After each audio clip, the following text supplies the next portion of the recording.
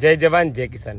આજે આપણે ચોળીની ખેતી બતાવી રહ્યા છે કે જે અમારો ઘણા સમયથી ચોળી ચાલુ છે। બીજા મહિનામાં જે ટેટી સાથે વાયેલી ચોળી આજે ચાલુ છે અને બહુ સારું ફ્લાવરિંગ પણ છે અને ભાવ આજે 100 રૂપિયાના પર કેજીના ભાવ છે। તો ચોળીમાં ખાસ મુખ્ય કાળજી શું હોઈ શકે? તો એક તો ઈયળ પડતી હોય છે અને ઈયળ ચોળી અંદર હોય છે, તો એમાં તમે ઇમામેક્ટિન 0.5 વાપરી અંદર રોગર 25 ml એડ કરી શકો છો, જેના કારણે ઈયળ મરી જતી હોય છે। બીજી મુખ્ય કાળજી હોય છે કે જેના ફૂલ આવતા ઘણા હોય છે પણ ફૂલ ખરી જતા હોય છે, તો એ સમયે આપ બોરોન અને કેલ્શિયમનો સ્પ્રે કરી શકો છો।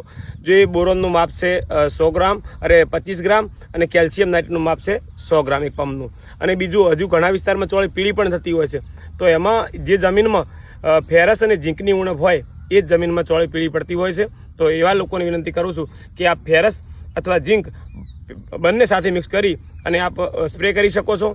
અને વાવણી પહેલાં પાયામાં પણ તમે માઇક્રોન્યુટ્રન આપો તો આ પ્રશ્ન થતા નથી। અને બીજું એનાથી બી સરળ ઉપાય કે કરિયાણાની દુકાનેથી હીરા કાણીને લીંબુનો ફૂલનો સ્પ્રે કરશો તો પણ તમારા પાકમાંથી પીળાશ હટી જશે। નવા પત્તામાં નહીં આવે છે, એમાં તો રહેશે પણ નવા પત્તામાં નહીં આવે।